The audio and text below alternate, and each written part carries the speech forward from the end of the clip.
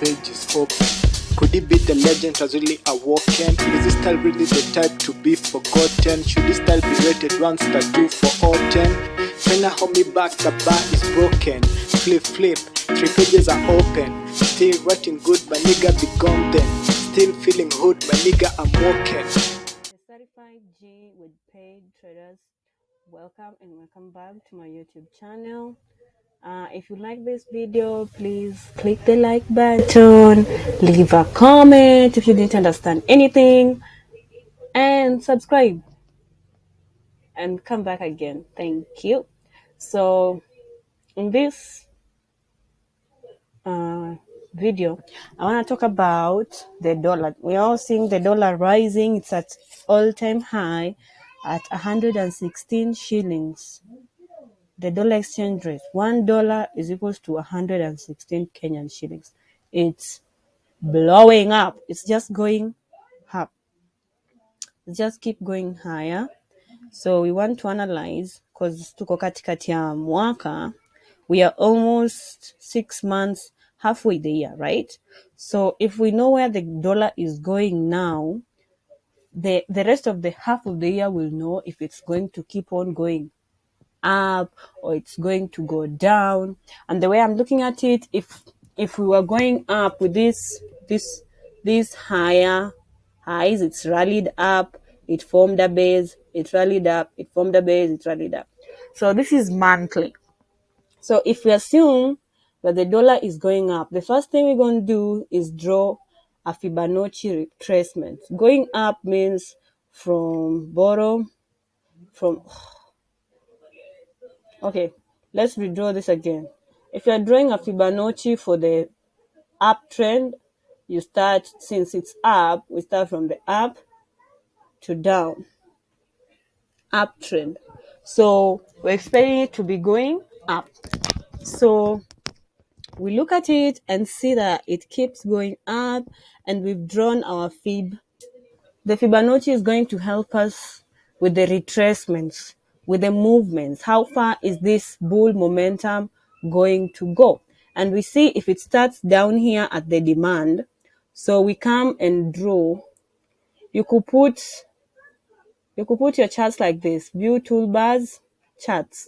So we can see it in this margin. So we want to see the zones where the retracements are, and we're trying to draw our zones so that we know if it's coming down. So here I'm drawing it on this one. You can all see it. This is the dollar, the USD against the Canadian dollar. This Indo chart mina trade sahi against the dollar, like the dollar chart, the one that is going up, the one that has the base currency as the dollar. This is the one I'm using. This is the chart I'm drawing. So here where the EMA is, my EMA is, you can click it and see, it's the 200 EMA. So this one will show you the last of the bulls were here. So we started going up. You can see it's higher highs, it rallies, it formed this base, it rallied, it formed this base. Kwenye inafungia inaendelea tu kwenda juu. So here we have another zone. So we come and draw it. We've started using it in monthly. You start your analysis in the highest time frame as you narrow down, so that you know the main trend. The trend is your friend. You need to know where the trend is going and where it's going to end closely. So according to the dollar against the CAD, these are my zones. You all see it, and I'm drawing them on higher time frame. So this one you can see top. Tunachora hivi kwa nini? For these purposes. So you know where kwenye waligeukia, ukiona kama mkunjo hivi, hapo ndo ili hit kakarudi. Kakahit kakarudi. So sahi tuko hapa. This is our supply. This is the all-time high, and this is the lowest point they've been. So these two zones are going to be so very important to us for this month and the coming days coming. So we know if it breaks the supply, we're gonna go on with the buyers. And if it breaks the demand, then they've broken the 23 fib and we're going back to selling. That's how we're going to know how this trend is going for the rest of the year. So we bring back the candlesticks and you see how we've drawn the zones. So hivi ndo kunakaa. So this is how we are. I'm analyzing it on monthly. So this is the monthly candlestick. Hii ndo candlestick ya May. So hii candlestick ya May, vile tunaiangalia hivi, tunaingia week 2 of May. So market iko ina approach, the market is approaching the supply. The all-time supply zone. So this zone is so risky that we're supposed to be so careful about it. This zone has never been broken once. Like hapa hivi venye ilikam haikubrekiwa, ikakam tena haikubrekiwa. So this zone is so respected that we don't know if it's going to be broken. And if it gets broken, the better for us, because now we'll know where to put our buy lows on that 38 fib and hit the TP at 50 and put another buy low at 38 if it keeps coming back and hit to the 61 all the way to the 100. So in short, we're trying to cover up this wave. That's how it shows. We're trying to cover this big wave. Now hii wave ilienda 1, 2, 3. So I don't know if this is wave 4 for the downtrend. This is why this zone is a red zone. You have to wait before you buy. You have to wait for the confirmation because the month has just started. The first week of the month, the price is stuck there at the 38 fib, the first week of the month. What does that show for us? We have no clue whether it's going higher than that yet. So we're hoping for this coming week or this remaining few weeks, at least by next month, we'll see if it has broken the 38 fib and we go higher. Or maybe it hits the 38 fib because it's a supply and it comes lower again. You can all see that the 23 fib was so tempting for the buyers. They dipped. Just see these dips, kick everyone out who took the buy too early. So that's why I'm telling you, you have to wait. You can't take this buy right here and then they go lower, huku umeingia mapema. So we are all waiting on the sidelines to see this supply, what happens at this supply. So weekly, we see the weekly candlestick for last week closed there. So when you go to daily, weekly, daily, H4, they're all on the zone. So we wait until the candlestick closes above the supply zone to get a buy low.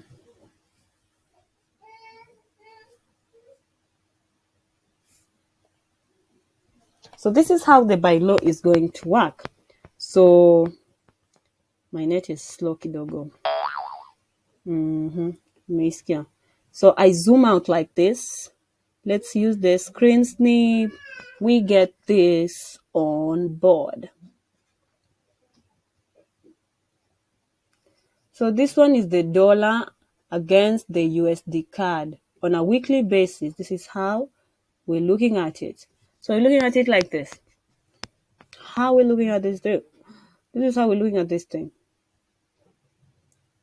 I'm looking to see if I'm going to catch a buy or a sell. So you have to be careful. You have to be careful. You don't rush into these things.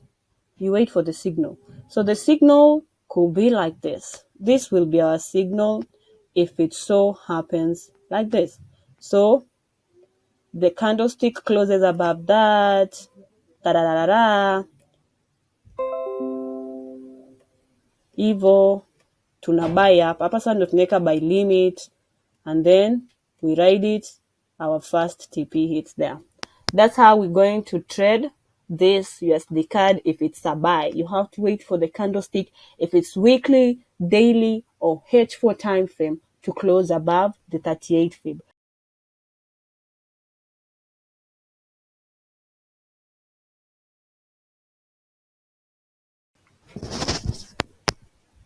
So that's what happens. Then there's also two sides to the story. There's always the two sides. Kama tu venye the coin has the head and the tail. You don't know if it falls, it will be on the head or the tail. That's exactly what's up. So this one is supposed to be supply. Supply area above price action. Area above price action because price action, the price is here. Hapa kwenye 1.288. That's the price. So 1.3 is the supply zone because it's above the price action. And then 1.2 is below where the price is at now. So it becomes the demand. It's below the price action. So as long as price is below supply, we're going to sell. So if it's going to hit here,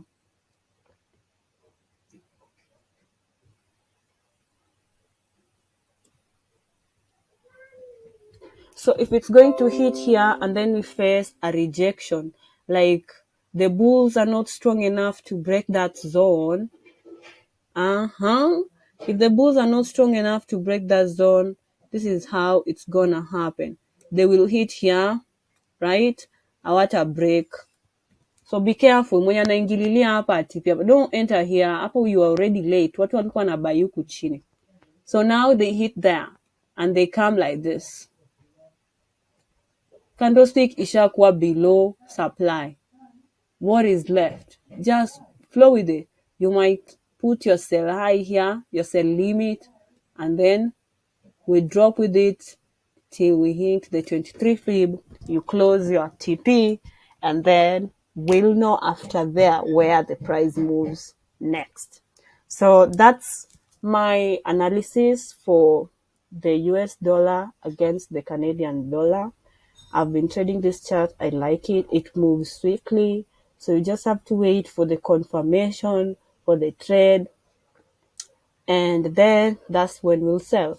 This one suggests that if a candlestick ikikam, it close hivi chini ya supply, that means the demand, as in the buyers have rejected the supply. Hiyo buyers wameishiwa nguvu hapo. Everyone that was buying has closed position there, and now they are ready to sell. I would say liquidating their positions, but I'm not so sure about what that means.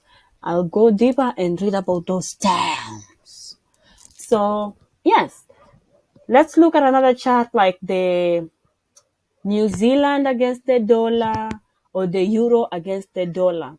Those are the charts that are, we can say, directly opposite this one. Kama hii itapanda, hizo zitakuwa zinashuka, kama as in ziko na hiyo correlation, but you're not supposed to trade charts relating them at that time, because maybe hii inapanda hiyo time and then the euro hasn't started moving and you think the euro is never gonna move again, but ni time ya USD card kumove. So kani time ya USD card kumove na euro haimove, we trade yenye ina move.